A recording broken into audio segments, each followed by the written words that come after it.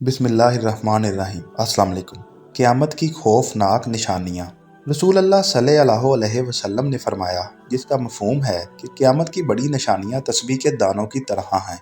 جب تسبیح ٹوٹتی ہے تو دانے بکھر جاتے ہیں۔ قیامت کی بڑی نشانیاں کون سی ہیں؟ ان میں دجال کا خروج۔ دنیا جب سے بنی ہے تب سے قیامت تک دجال سے بڑا فتنہ نہ تو آیا ہے نہ آئے گا۔ حضرت عیسیٰ علیہ السلام کا نزول۔ یاجوج اور ماجوج۔ ان کے قبیلے کا کسی کو نہیں علم کہ کہاں ہے اور ان کو ذوالقرنین نے اللہ کی مدد سے کہاں قید کیا تھا۔ 3 ایسے بڑے زلزلے جس میں زمین کے 3 مختلف حصے نیست و نابود ہو جائیں گے۔ ان میں ایک زلزلہ مشرق میں، ایک مغرب میں اور ایک جزیرۃ العرب میں آئے گا۔ دھواں جو پوری روئے زمین پر پھیل جائے گا، جسے قرآن میں الدخان کہا گیا ہے۔ سورج کا مغرب سے طلوع ہونا، یہ سب سے بڑی نشانی ہوگی، اور اس کے بعد روایات کے مطابق توبہ کے در بند کر دیے جائیں گے، کیونکہ یہ ایک بالکل واضح نشانی ہوگی۔ الدبات، پورا نام دبات الارض، ایک جانور جو زمین سے نکلے گا اور ہر انسان کی پیشانی پر نشان لگائے گا۔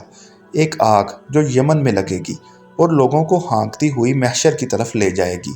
یہ نشانیاں کسی ترتیب میں نہیں، اور کس ترتیب میں ظاہر ہوں گی یہ اللہ ہی جانتا ہے۔ کچھ احادیث میں سورج کا مغرب سے طلوع ہونا پہلی نشانی کے طور پر آیا ہے، اور کچھ علماء دین دجال کے خروج کو پہلی نشانی کہتے ہیں۔ لیکن بہرحال جو چیز روئے زمین میں سب سے پہلی تبدیلی پیدا کرے گی وہ سورج سے مغرب کا طلوع ہونا ہی ہو سکتا ہے۔ پھر دجال ہے، جس کے بارے میں کئی احادیث ہیں، جن کا مفہوم ہے کہ دجال 40 روز میں دنیا کا چکر لگائے گا۔ احادیث کے مطابق ان 40 دنوں میں سے ایک دن 1 سال کے برابر ہوگا، ایک دن 1 مہینے کے برابر، ایک دن 1 ہفتے کے برابر، اور باقی دن عام دنوں کے برابر ہوں گے۔ دجال ایک آنکھ والا ہوگا اور اس کی پیشانی پر کافر لکھا ہوگا، جس کو پڑھنے کے لیے پڑھا لکھا ہونا ضروری نہیں۔ اس کے لیے صرف ایمان ہونا ہی کافی ہوگا، اور یہی ایمان پڑھے لکھے یا ان پڑھ یا زبانوں کے اختلاف کو ختم کر دے گا۔ مکہ اور مدینہ کے علاوہ دجال دنیا کے ہر مقام تک جائے گا۔ اس کی ایک جنت ہوگی اور ایک جہنم ہوگی، جبکہ در حقیقت اس کی جہنم جنت اور اس کی جنت جہنم ہوگی۔ رسول اللہ صلی اللہ علیہ وسلم نے فرمایا کہ اگر تم اس زمانے کو پاؤ تو آنکھیں بند کر کے اس کی آگ میں کود جانا، وہاں ٹھنڈا پانی ہوگا۔ دجال طاقتور ہوگا، ایک انتہائی طاقتور فتنہ۔ وہ تمام لوگ جن کا ایمان کمزور ہوگا اس کی طرف کھینچے جائیں گے اور اس کی باتوں کو اڈاپٹ کریں گے، ان پر عمل کریں گے، لیکن وہ سب جھوٹ ہوگا، اور جھوٹ چاہے کتنا ہی طاقتور کیوں نہ ہو، ایک نہ ایک دن کھلتا ضرور ہے۔ دجال حضرت عیسیٰ علیہ السلام کے ہاتھ سے قتل ہوگا، اور یہ واقعہ فلسطین میں باب لد کے مقام پر پیش آئے گا۔ حضرت عیسیٰ علیہ السلام فجر کی نماز کے وقت دمشق کی ایک مسجد میں نازل ہوں گے۔ ان کے ہاتھ فرشتوں کے پروں پر ہوں گے۔ نماز کا وقت ہو چکا ہوگا اور مسلمان حضرت مہدی کی امامت میں نماز ادا کرنے کے لیے تیار ہوں گے۔ حضرت مہدی حضرت عیسیٰ کو دیکھ کر پیچھے ہٹنا چاہیں گے، لیکن اللہ نے یہ فخر امت محمدی صلی اللہ علیہ وسلم کے لیے رکھا ہے کہ حضرت عیسیٰ ایک امتی کی حیثیت سے حضرت مہدی کی امامت میں عام مسلمانوں کے ساتھ نماز ادا کریں گے۔ اس کے بعد کے واقعات میں دجال سے جنگ ہے، اور اس کے قتل کے بعد اللہ تعالیٰ کے حکم سے حضرت عیسیٰ امت مسلمہ کو لے کر طور پر روانہ ہوں گے، کیونکہ یاجوج مجوج کا خروج ہو چکا ہوگا اور ان سے مقابلہ آسان نہیں۔ وہ تعداد میں اتنے ہوں گے کہ ہر سمت سے حملہ آور ہوں گے، زمین کا سارا پانی پی جائیں گے، لوگ ان سے بھاگیں گے، اور پھر جب وہ سمجھیں گے کہ انہوں نے تمام انسانوں کو قتل کر دیا تو تیر آسمان کی طرف کر کے چلائیں گے، جو جب واپس آئیں گے تو خون آلود ہوں گے، اور یاجوج ماجوج خیال کریں گے کہ انہوں نے آسمانوں پر بھی سب ختم کر دیا۔ پھر وہ مسلمانوں کا محاصرہ کریں گے، اور وہ محاصرہ بہت سخت ہوگا۔ حضرت عیسیٰ اور مسلمان اللہ سے دعا کریں گے، اور اللہ دعا قبول فرما کر یاجوج اور ماجوج پر عذاب بھیجیں گے، جو کہ کیڑوں کی شکل میں ان کے جسموں میں داخل ہوگا اور ان کو مار دے گا۔ حضرت عیسیٰ اور مسلمان باہر آئیں گے، لیکن روئے زمین پر کوئی ایسی جگہ نہیں ہوگی جہاں یاجوج اور ماجوج کی لاشیں موجود نہ ہوں۔ وہ تعداد میں اتنے ہوں گے کہ ساری زمین ان کی لاشوں سے پر ہوگی۔ حضرت عیسیٰ دوبارہ دعا فرمائیں گے، اور اس بار اللہ تعالیٰ بارش بھیج کر پوری زمین کو صاف فرما دیں گے۔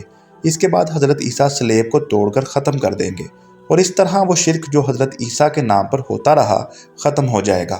اس کے بعد خطیر کا خاتمہ ہوگا، اور پھر حضرت عیسیٰ جزیہ بھی ختم کریں گے۔ یہ وہ وقت ہوگا جب ایک بار پھر زمین پر عدل قائم ہو رہا ہوگا۔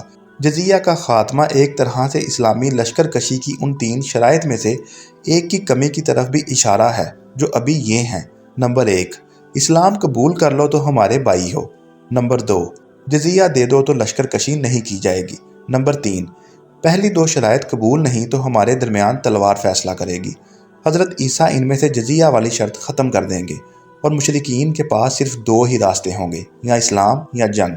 حضرت عیسیٰ اسلام کو وہ آخری فتح دیں گے اور اس کے بعد روئے زمین پر امن پھیل جائے گا۔ اسی دور میں اسلام کے علاوہ تمام دیگر مذاہب کا خاتمہ کر دیا جائے گا، صرف اسلام باقی رہے گا۔ صحیح مسلم کی 2 احادیث ہیں، ایک میں ہے کہ حضرت عیسیٰ زمین پر 40 برس رہیں گے اور ایک میں ہے کہ 7 برس تک زمین پر رہیں گے۔ علماء کرام کہتے ہیں کہ 40 برس حضرت عیسیٰ کی زمین پر مکمل زندگی کا وقت ہے، جس میں سے 33 برس وہ گزار چکے ہیں اور باقی 7 برس قیامت سے قبل گزاریں گے۔ اس کے بعد ان کی وفات ہوگی اور مسلمان ان کی نماز جنازہ پڑھیں گے۔ اس کے بعد ملک شام سے ایک ایسی ہوا چلے گی جو ہر ایمان والے کی جان نکالتی جائے گی۔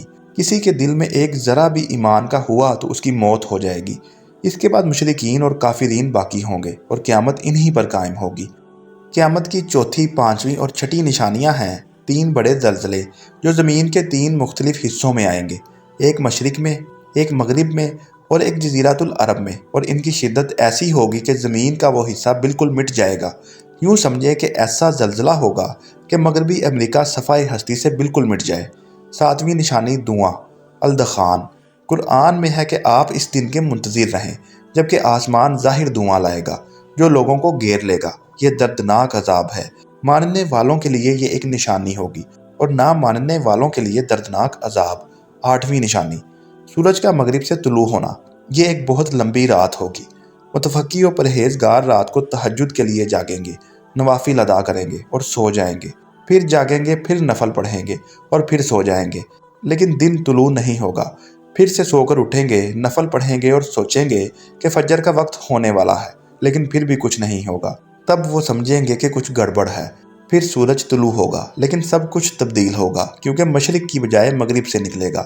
توبہ کے دروازے بند کر دیے جائیں گے۔ ایک واضح نشانی پوری آب و تاب سے چمک رہی ہوگی۔ لوگ توبہ کرنا چاہیں گے لیکن تب بہت دیر ہو چکی ہوگی۔ 9ویں نشانی الدبات۔ یہ ایک جانور ہوگا جو مومن اور کافرین کو الگ الگ نشانی لگائے گا، لوگوں سے بات کرے گا۔ اس کے ہاتھ میں حضرت موسیٰ علیہ السلام کا عصا ہوگا اور ایک ہاتھ میں حضرت سلیمان علیہ السلام کی مہر۔ حضرت موسیٰ کے عصا سے ایک مومن کے چہرے پر نشان لگائے گا اور حضرت سلیمان کی مہر سے ایک کافر کے چہرے پر۔ احادیث میں ہے کہ لوگ ساتھ کھائیں گے اور ایک دوسرے کو یا مومن یا کافر کہہ کر بلائیں گے۔ 10ویں نشانی ایک زبردست آگ جو یمن سے لگے گی اور لوگوں کو ہانکتی ہوئی محشر کی طرف لے جائے گی۔